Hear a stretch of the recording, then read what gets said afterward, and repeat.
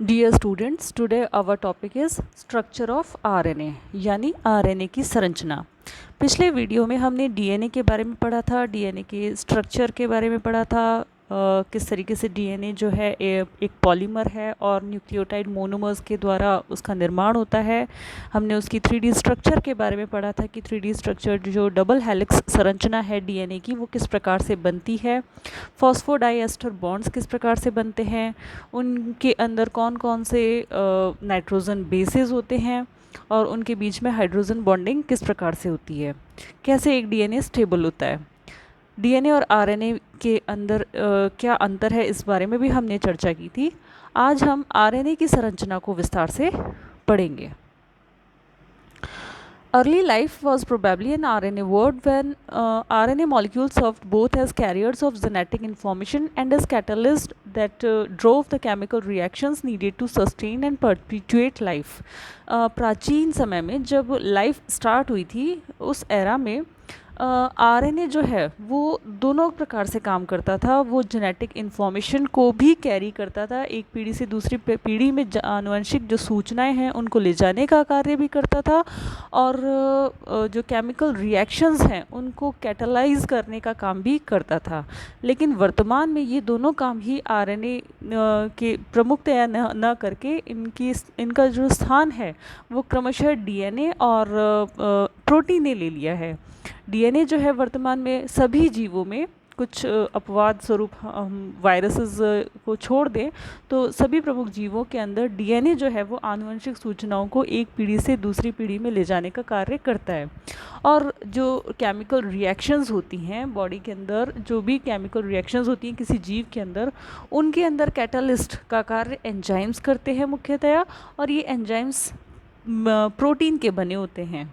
Protein amino acids के बने polymers हैं, और ये प्रोटीन्स जो हैं वो बॉडी के अंदर हर प्रकार की जो रिएक्शंस उनको कैटलिस्ट करने का कार्य करते हैं।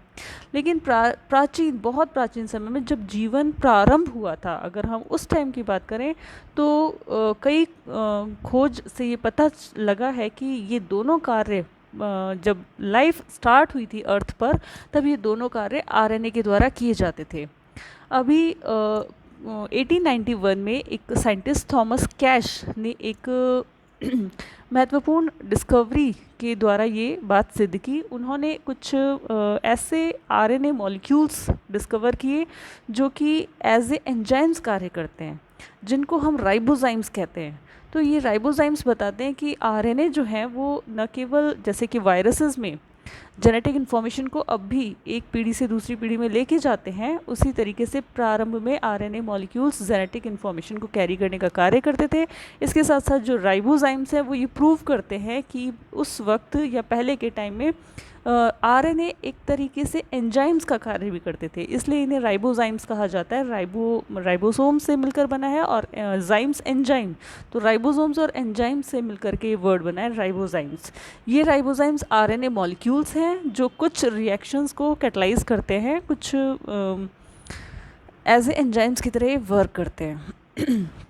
These catalytic RNA may have acquired the ability to synthesize protein-based enzymes, which are more efficient catalysts. With enzymes taking over more and more of the catalytic functions, RNA probably became relegated to the role of information storage and transfer. जैसे जैसे ये catalytic functions जो है वो RNA की बजाय धीरे धीरे प्रोटीन्स और एंजाइम्स इस काम को करने लगे, क्योंकि एंजाइम्स मुख्यतः प्रोटीन्स ही होते हैं। आरएनए धीरे धीरे इंफॉर्मेशन का स्टोरेज और ट्रांसफ़र एक पीढ़ी से दूसरी पीढ़ी में ट्रांसफ़र करने का कार्य करता गया। धीरे धीरे डीएनए का विकास हुआ, और डीएनए क्योंकि आरएनए की तुलना में ज़्यादा स्टेबल है, क्योंकि आरएनए एक सिंगल स्ट्रैंडेड संरचना होती है और डीएनए जो है वो एक डबल स्ट्रैंडेड संरचना होती है। हमने पिछले वीडियो में भी पढ़ा था कि जैसे डीएनए और आरएनए में क्या क्या अंतर होते हैं। न्यूक्लियोटाइड बेसिस का अंतर होता है कि डीएनए में थाइमीन होता है और आरएनए में यूरासिल होता है। बाकी अन्य जो नाइट्रोजन बेसिस हैं वो सेम होते हैं। डीएनए डबल हेलिक्स संरचना होती है और आरएनए सिंगल स्ट्रैंडेड संरचना होती है। और जो शुगर की बात करें तो डीएनए के अंदर डीऑक्सीराइबोज शुगर होती है जिसमें एक ऑक्सीजन कम होता है। वहाँ पे जो आरएनए में है राइबोज शर्करा होती है, जो सेकंड नंबर का कार्बन है उस पर हाइड्रोक्सिल ग्रुप उपस्थित होता है, जबकि डीएनए की डीऑक्सीराइबोस शर्करा के दूसरे नंबर के कार्बन पे हाइड्रोक्सिल समूह ना होकर के बल्कि हाइड्रोजन ही एटम उपस्थित होता है। तो ये जो संरचना, ये जो मुख्य अंतर है, ये डीएनए को ज़्यादा स्टेबल बनाते हैं आरएनए की तुलना में। इसलिए धीरे धीरे जैसे जैसे उद्विकास होता गया, डीएनए एक जेनेटिक इन्फॉर्मेशंस को कैरी करने का कार्य प्रमुखतया से करने लग गया। लेकिन फिर भी हम ये नहीं कह सकते कि आरएनए जो है उसकी इम्पॉर्टेंस कम हो गई है। वर्तमान में भी आरएनए जो है वो उतना ही इम्पॉर्टेंट है, और मुख्य जो क्रियाएं हैं जैसे कि ट्रांसक्रिप्शन है, रेप्लिकेशन है, आरएनए की प्रोसेसिंग है, ट्रांसलेशन है, इन सभी बायोलॉजिकल प्रोसेस में एक बहुत ही इम्पॉर्टेंट रोल प्ले करता है आरएनए। तो आज हम आरएनए के बारे में पढ़ेंगे। आरएनए और डीएनए में क्या क्या अंतर है। डीएनए का फुल नेम था डीऑक्सीराइबोज न्यूक्लिक एसिड, आरएनए का फुल फॉर्म है राइबोज न्यूक्लिक एसिड। ये भी डीएनए की तरह न्यूक्लियोटाइड्स का पॉलीमर है। इसका जो मोनोमर है वो न्यूक्लियोटाइड है, और बहुत सारे न्यूक्लियोटाइड्स एक श्रृंखला में जुड़ करके पॉलीमर का निर्माण करते हैं, जिसके अंदर शुगर है, फॉस्फेट समूह है, नाइट्रोजन बेसेस हैं। और ये सब जो फॉस्फेट, ये जो है फॉस्फोडाइएस्टर बॉन्ड के द्वारा जुड़े हुए होते हैं। शुगर राइबोज शर्करा होती है, फॉस्फेट समूह वैसा ही है जैसा कि डीएनए में होता है, और नाइट्रोजन बेसिस जो हैं 4 प्रकार के होते हैं, एडेनिन, ग्वानिन, साइटोसिन और यूरासिल, जिनमें एडेनिन और ग्वानिन जो हैं वो प्यूरिन्स हैं, जबकि साइटोसिन और यूरासिल पिरिमिडिन्स हैं। इनकी स्ट्रक्चर हम पहले पिछले वीडियो में पढ़ चुके हैं। अब क्या क्या अंतर क्या क्या चीज़ें हैं। जो डीऑक्सीराइबोज शुगर है उसमें डीएनए के अंदर फ्री हाइड्रोक्सिल ग्रुप नहीं होता दूसरे नंबर के कार्बन पे, वहाँ पे केवल हाइड्रोजन होता है, जबकि आरएनए में इसके स्थान पर दूसरे नंबर का जो कार्बन है शुगर में, राइबोज शर्करा में, उसमें हाइड्रोक्सिल समूह होता है, यानी एक ऑक्सीजन एक्स्ट्रा होता है। तो इन सब की वजह से जो डीएनए है वो आरएनए की तुलना में थोड़ा ज़्यादा स्टेबल होता है, ज़्यादा स्थायी होता है। डीएनए डबल स्ट्रैंडेड होता है, आरएनए सिंगल स्ट्रैंडेड होता है। कुछ वायरसेस में एक्सेप्शनली डबल स्ट्रैंडेड आरएनए भी पाया जाता है। Although RNA is usually single-stranded, short complementary regions within a nucleotide strand can pair and form secondary structures. हालांकि RNA एकल श्रृंखला युक्त संरचना है, लेकिन कभी कभी इसी के ही सीक्वेंसेस जो हैं आपस में, जो कॉम्प्लीमेंट्री रीजन्स हैं, इनके जो पूरक स्थान हैं, उनके न्यूक्लियोटाइड स्ट्रैंड्स परस्पर आपस में ही पेयरिंग कर लेते हैं, और पेयरिंग की वजह से सेकेंडरी स्ट्रक्चर का निर्माण कर लेते हैं। These RNA secondary structures are often called hairpins or hairpin loop और stem loop structures. अगर RNA जो है अगर अपनी ही सेकेंडरी स्ट्रक्चर बनाता है, जैसे कि अगर जैसे ये RNA है, इसकी सिंगल स्ट्रैंडेड संरचना है, लेकिन अगर इसी के ही जो न्यूक्लियोटाइड्स हैं वो कॉम्प्लीमेंट्री बेस पेयरिंग कर लेते हैं, तो कुछ इस तरीके से ये या हेयरपिन या हेयर लूप संरचना, ये कुछ इस तरीके से ये संरचना बना करके सेकेंडरी स्ट्रक्चर का निर्माण कर लेती है। यहाँ पे इसके हम स्ट्रक्चर को अच्छे से देख सकते हैं, जैसे कि हमने डीएनए के केस में देखा था। ये जो इसकी बैकबोन है, जो बैकबोन साइड है, इसमें आप देख रहे हैं फॉस्फेट और शुगर है, और क्योंकि इसमें डबल संरचना होती नहीं है तो आंतरिक या बाह्य जैसी कोई संरचना नहीं है। एक साइड में यहाँ पे इससे नाइट्रोजन बेसिस जुड़े हुए हैं। फॉस्फेट समूह P और ये ऑक्सीजन है। ये जो फॉस्फेट, पहले हम शुगर की बात करें तो शुगर में 5 कार्बन होते हैं, राइबोज शर्करा है, 5 कार्बन युक्त श्रृंखला है, साइक्लिक संरचना है, जिसमें ये ऑक्सीजन है, ये फर्स्ट नंबर का कार्बन है, ये सेकंड नंबर का कार्बन है, ये थर्ड नंबर का कार्बन है, ये फोर्थ नंबर का कार्बन है, और ये फिफ्थ नंबर का कार्बन है। फर्स्ट नंबर के कार्बन पे आप देख रहे हैं कि नाइट्रोजन बेस जुड़ा हुआ है, ये रहा। सेकंड नंबर के कार्बन पे आप देख रहे हैं हाइड्रोक्सिल ग्रुप है। डीएनए के अंदर यहाँ पे जो ऑक्सीजन इस दूसरे नंबर के कार्बन पे दिखाई दे रहा है, डीएनए में हमें ये ऑक्सीजन दिखाई नहीं देती है, इस वजह से हम उसे डीऑक्सीराइबोज शर्करा कहते हैं। यहाँ पे ये ऑक्सीजन होने की वजह से डीएनए के कंपैरिजन में ये थोड़ा सा ज़्यादा रिएक्टिव भी है, मतलब ज़्यादा एक्टिव है और रिएक्शंस ज़्यादा करता है, कम स्टेबल है। स्टेबिलिटी या स्थायित्व की बात करें तो कम स्टेबल है और ज़्यादा एक्टिव है, ज़्यादा सक्रिय है डीएनए की तुलना में आरएनए, क्योंकि यहाँ पे एक ऑक्सीजन ग्रुप इसमें जुड़ा हुआ है। तीसरे नंबर के कार्बन पे आप देख रहे हैं कि दूसरा फॉस्फेट समूह जुड़ा हुआ है, दूसरे न्यूक्लियोटाइड का फॉस्फेट समूह जुड़ा हुआ है। फिर चौथा कार्बन है और पाँचवें नंबर के कार्बन पे आप देख रहे हैं कि इस न्यूक्लियोटाइड का फॉस्फेट समूह जुड़ा हुआ है। हमने पहले भी चर्चा की थी, न्यूक्लियोटाइड किसे कहते हैं? Nitrogen base pairs plus sugar जो है उसको मिला करके हम न्यूक्लियोसाइड्स कहते हैं, और न्यूक्लियोसाइड्स में अगर फॉस्फेट समूह जोड़ दिया जाता है तो उसको हम न्यूक्लियोटाइड कहते हैं। तो यहाँ तक की जो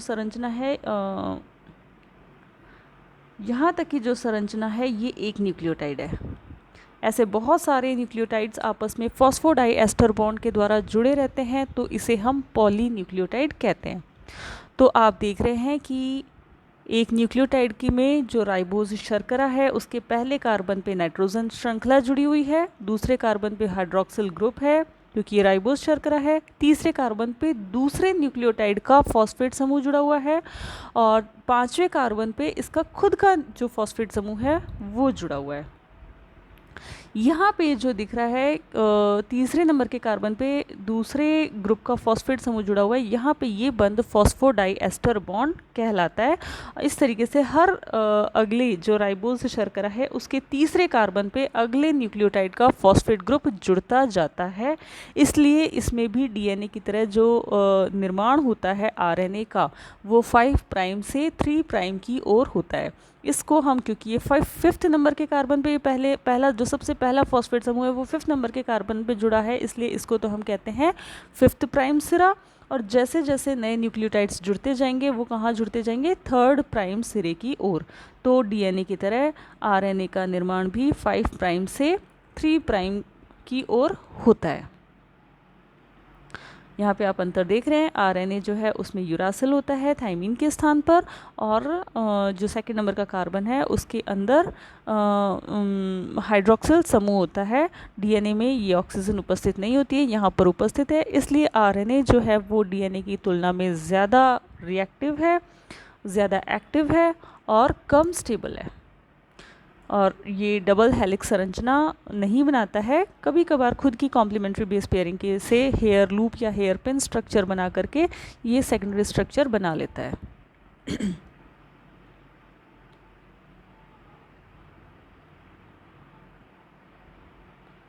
ये आप इसकी एक स्ट्रक्चर देख सकते हैं कि किस प्रकार से प्राइमरी स्ट्रक्चर जो है वो फोल्डिंग करके सेकेंडरी स्ट्रक्चर में कन्वर्ट हो गया है। ये इसकी प्राइमरी स्ट्रक्चर है एक सीधी श्रृंखला के रूप में, जिसमें AUGC चारों जो नाइट्रोजन बेसिस हैं वो उपस्थित हैं, adenine, uracil, guanine, cytosine.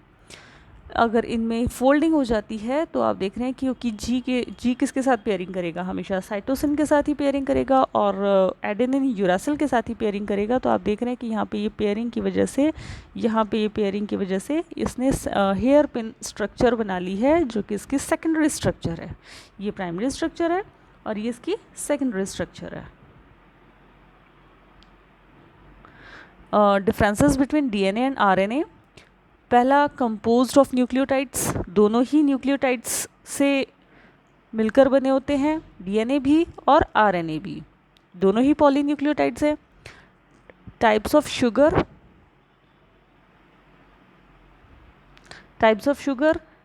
DNA के अंदर डीऑक्सीराइबोज शर्करा है और आरएनए में राइबोज शर्करा है। Presence of 2 prime hydroxyl group किस में उपस्थित होगा? आरएनए में उपस्थित होगा, डीएनए में ये उपस्थित नहीं होता, तभी इसकी जो शर्करा है उसको हम डीऑक्सीराइबोज कहते हैं। बेसिस, कौन कौन से बेसिस उपस्थित होते हैं डीएनए में? एडेनिन, ग्वानिन, साइटोसिन और थाइमिन। जबकि आरएनए के अंदर कौन कौन से बेसिस उपस्थित होते हैं? एडेनिन, ग्वानिन, साइटोसिन और यूरासिल। थाइमिन के स्थान पर यूरासिल उपस्थित होता है। Nucleotides joined by phosphodiester bonds, इसके जो न्यूक्लियोटाइड्स हैं वो फॉस्फोडाइएस्टर बॉन्ड से जुड़ते हैं, दोनों में ही जुड़ते हैं, दोनों में ही, इसलिए यस यस दोनों में ही जो राइबोज शर्करा या डिऑक्सीराइबोज शर्करा है उसका जो तीसरे नंबर का कार्बन होता है उस पर अगले न्यूक्लियोटाइड्स का फॉस्फेट समूह आकर के फॉस्फोडाइएस्टर बॉन्ड के द्वारा जुड़ जाता है। डबल स्ट्रैंडेड और single stranded, DNA usually double stranded होता है, आरएनए यूजुअली सिंगल स्ट्रैंडेड होता है। एक्सेप्शनली कुछ वायरसेस में डीएनए सिंगल स्ट्रैंडेड मिल सकता है और आरएनए डबल स्ट्रैंडेड मिल सकता है, लेकिन ये एक्सेप्शंस हैं। यूजुअली डीएनए डबल स्ट्रैंडेड होता है और आरएनए सिंगल स्ट्रैंडेड होता है। सेकेंडरी स्ट्रक्चर, डीएनए में डबल हेलिक्स संरचना जो इसकी सबसे ज़्यादा पॉपुलर संरचना है वो डबल हेलिक्स संरचना होती है, वो उसकी सेकेंडरी स्ट्रक्चर है। आरएनए अपने परस्पर फोल्डिंग के द्वारा किसी भी टाइप में सेकेंडरी स्ट्रक्चर में बदल जाता है। स्टेबिलिटी की बात करें तो डीएनए जो है वो ज़्यादा स्टेबल होता है आरएनए के कंपैरिजन में, क्योंकि एक तो ये डबल स्ट्रैंडेड होता है, दूसरा इसमें डिऑक्सीराइबोज शर्करा उपस्थित होती है, इसलिए ये ज़्यादा स्टेबल होता है डीएनए आरएनए की अपेक्षा। अब है क्लासेस ऑफ आरएनए। आरएनए के कितने प्रकार होते हैं? मेन जो मुख्य प्रकार हैं जो कि प्रोकैरियोट्स और यूकैरियोट्स दोनों में पाए जाते हैं, तो वो मेन टाइप तो है तीन। आरएनए के मुख्य तीन प्रकार होते हैं, आरआरएनए, टीआरएनए और mRNA. RRNA ribosomal RNA, mRNA messenger RNA और टीआरएनए ट्रांसफर आरएनए। ये प्रोकैरियोट्स और यूकैरियोट्स दोनों में पाए जाते हैं। आरआरएनए राइबोसोम से रिलेटेड होता है, राइबोसोम्स के निर्माण से रिलेटेड होता है, उससे जुड़ा हुआ होता है, इसलिए इसका नाम राइबोसोमल आरएनए है। मुख्यतः इसका निर्माण जो है वो न्यूक्लियोलस सेल की केंद्रिका में होता है। आरआरएनए और राइबोसोम्स का जो निर्माण है वो सेल की न्यूक्लियोलस या केंद्रिका में होता है। पहला ribosomal RNA, rRNA. RNA molecules that is the structural component of the ribosome, जो कि राइबोसोम के का स्ट्रक्चर कंपोनेंट होता है राइबोसोमल आरएनए, यह इसका निर्माण केंद्रिका में होता है। मैसेंजर आरएनए दूसरा टाइप है, एमआरएनए या messenger RNA. RNA molecule that carries genetic information for the amino acid sequence of a protein. ये वैसे तो सारे ही बहुत इंपॉर्टेंट हैं, पर ट्रांसलेशन में जिसमें मतलब जहाँ जो जेनेटिक इन्फॉर्मेशन को एक्चुअली कैरी किए हुए है वो मैसेंजर आरएनए है, इसीलिए इसका नाम भी मैसेंजर आरएनए, क्योंकि ये मैसेज को लिए हुए है और मैसेज को आगे पहुँचा रहा है। इसकी जो अंदर न्यूक्लियोटाइड्स की सीक्वेंसेस हैं उन्हीं को आगे फर्दर ट्रांसलेशन में रीड किया जाता है। तो ये RNA molecule that carries genetic information for the amino acid sequences of a protein। ये प्रोटीन की जो अमीनो एसिड श्रृंखलाएं बनती हैं जो कि वास्तव में कोई एंजाइम्स या स्ट्रक्चरल या रेगुलेटिव या हार्मोनल कुछ भी वर्क जो प्रोटीन कर रहा है उसके जो उसमें जो भी डिफरेंसेस आते हैं वो उनके अमीनो एसिड सीक्वेंसेस की वजह से ही आते हैं। और अमीनो एसिड के जो सीक्वेंस हैं उनको कौन डिटरमाइन कर रहा है? उनको mRNA के अंदर जो न्यूक्लियोटाइड के क्रम हैं, जो नाइट्रोजन बेसिस के क्रम हैं, वो उनको डिटरमाइन करते हैं। तो ये मुख्य सूचनाएं मैसेंजर आरएनए में होती है। मैसेंजर आरएनए का निर्माण केंद्रक में होता है। Pre messenger RNA, eukaryotic RNA molecule that is modified after transcription to become RNA, mRNA. Eukaryote में जो एमआरएनए बन के आता है ट्रांसक्रिप्शन के दौरान, जो एमआरएनए बन के आता है वो एमआरएनए मैच्योर आरएनए नहीं होता है, क्योंकि उसमें बहुत सारी कमियां होती हैं। धीरे धीरे उसको मॉडिफाई किया जाता है। उसके अंदर बीच में मतलब जेनेटिक इन्फॉर्मेशन के साथ साथ कुछ नॉन कोडिंग सीक्वेंसेस भी होती हैं जो कोई काम की नहीं होती हैं, उनमें कोई इन्फॉर्मेशन नहीं होती है। तो इस तरीके से एक्सॉन्स और एंट्रॉन्स सीक्वेंसेस जो जेनेटिक इन्फॉर्मेशन लिए हुए हैं और जो जेनेटिक इन्फॉर्मेशन नहीं लिए हुए हैं वो अल्टरनेट क्रम में जुड़ी रहती है। तो इनकी स्प्लाइसिंग होती है। स्प्लाइसिंग का मतलब है कि इसमें से जो इंटरवेनिंग सीक्वेंसेस हैं वो निकाल दी जाती हैं और जो एक्चुअली रीड होने वाली पढ़ी जाने वाली सीक्वेंसेस हैं उनको जोड़ दिया जाता है। ये फर्दर हम आगे ट्रांसक्रिप्शन में डिटेल में पढ़ेंगे। तो इसमें जो मतलब धीरे धीरे मॉडिफाई होता है। ट्रांसक्रिप्शन के बाद में जो एमआरएनए बन के आया है उस एमआरएनए में बहुत से चेंजेस आते हैं, बहुत से रूपांतरण होते हैं, बहुत से बदलाव आते हैं, तब जाकर के एक मैच्योर आरएनए बनता है जो कि वास्तव में एक आरएनए है और उसमें जेनेटिक इन्फॉर्मेशंस है। तो उसको तो हम कहते हैं एमआरएनए, मैसेंजर आरएनए। लेकिन उस मॉडिफिकेशन से पहले जो एमआरएनए है, क्योंकि वो मैच्योर नहीं है, उसमें बहुत सारी कमियां हैं, उनको कमियों को चेंज होना है, उसको कहते हैं प्री एमआरएनए। इस प्री एमआरएनए तुरंत जो ट्रांसक्रिप्शन के तुरंत बन के आता है उसको हम प्री एमआरएनए कहते हैं। उसमें एक्सॉन्स और इंट्रॉन्स होते हैं, कुछ मतलब इंटरवेनिंग सीक्वेंसेस होती हैं, कुछ साइट्स ऐसी होती हैं जो एक्चुअली रीड की जाने वाली होती हैं, जिनमें जो काम की है, और उनके बीच बीच में कुछ सीक्वेंसेस हैं जो काम की नहीं है। तो धीरे धीरे स्प्लाइसिंग होती है, आरएनए में कट लगते हैं और जो काम की नहीं है उनको हटा दिया जाता है, जो काम की है उनको जोड़ दिया जाता है। इसी तरीके से 3' एंड पे बहुत सारी पॉली ए चेन लगती है जिसे पॉली एडिनाइलेशन कहते हैं।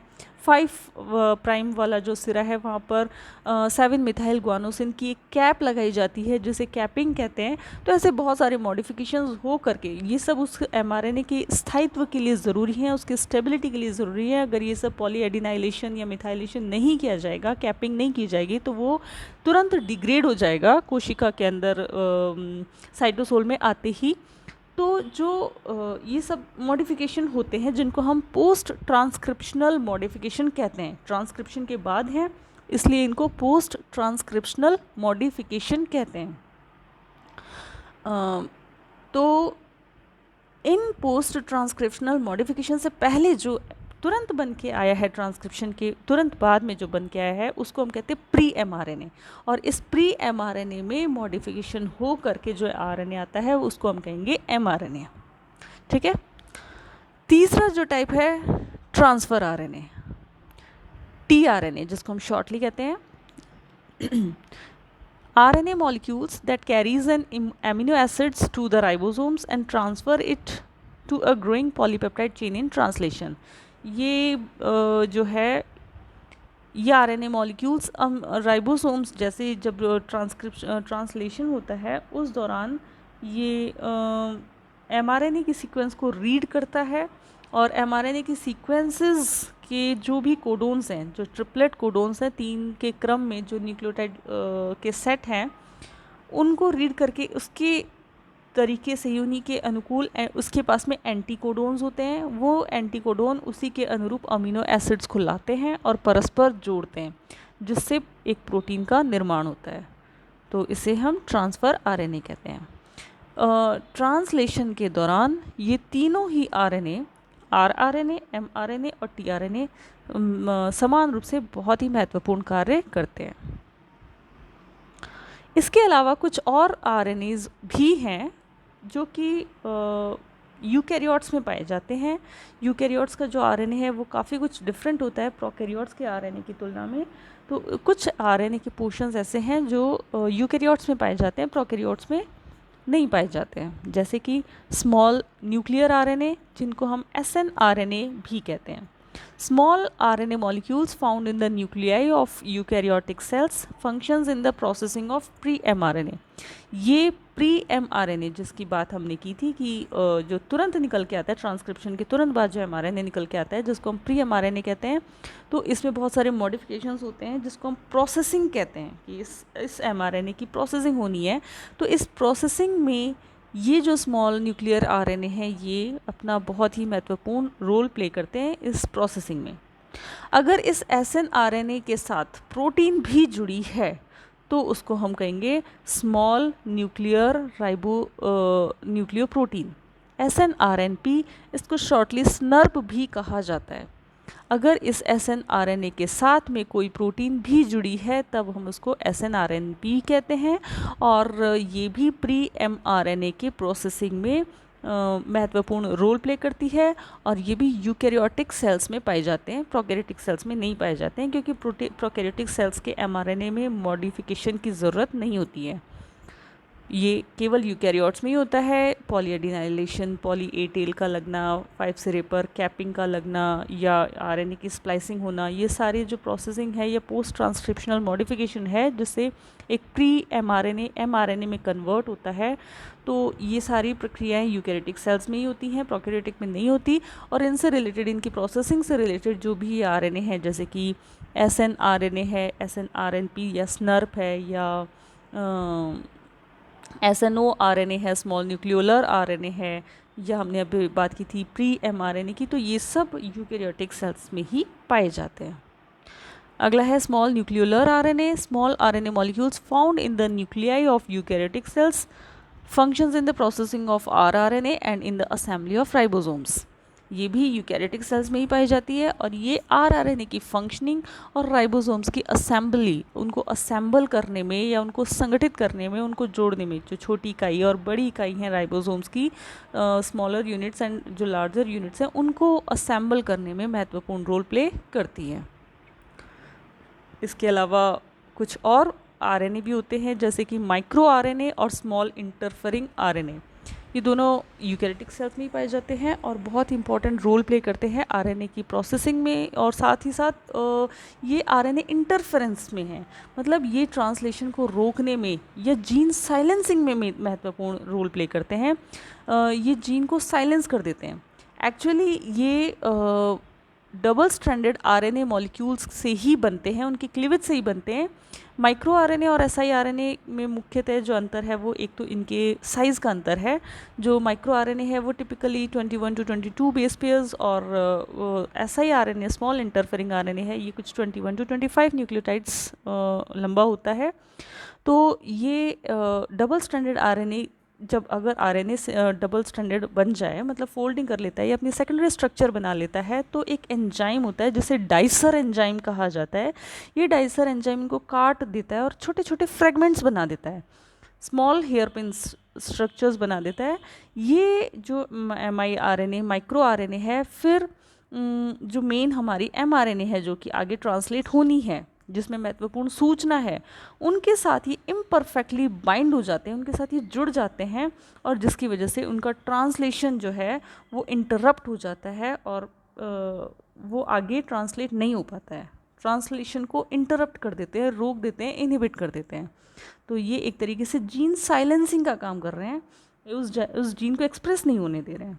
इसी तरीके से जो स्मॉल इंटरफेरिंग आरएनए है, ये भी इसी तरीके से बनता है, इसको भी डाइसर एंजाइम क्लीव कर देता है, और ये जीन साइलेंसिंग में काम में आते हैं और mRNA को डिग्रेड कर देते हैं। मतलब छोटे छोटे सीक्वेंसेस हैं mRNA के, कहीं भी मेन पोर्शन पे आकर के जुड़ जाते हैं और वहीं से उसको एक्सप्रेस नहीं होने देते, उनको डिग्रेड कर देते हैं, रोक देते हैं उनका ट्रांसलेशन। कुछ SI RNA जो है वो DNA की कॉम्प्लीमेंट्री सीक्वेंसेस से भी जुड़ जाते हैं और उनमें मिथाइलेशन की क्रिया करते हैं, मिथाइल ग्रुप्स को जोड़ देते हैं। SI RNAs जो हैं वो एक्सोजीनस टाइप के होते हैं, मतलब ये किन्हीं वायरसेस के द्वारा या किसी और मैकेनिज़म्स के द्वारा, जैसे या कोई ट्रांसपोजोन्स के द्वारा सेल के अंदर एंटर हो जाते हैं और जीन को साइलेंस करने का कार्य करते हैं। जबकि माइक्रो आरएनए वो एंडोजीनस हैं, वो सेल के अंदर ही सेल के अंदर की जो जैसे कुछ पार्ट से ही निकल करके और जीन साइलेंसिंग का कार्य करते हैं और ट्रांसलेशन को रोकने का कार्य करते हैं। Thank you.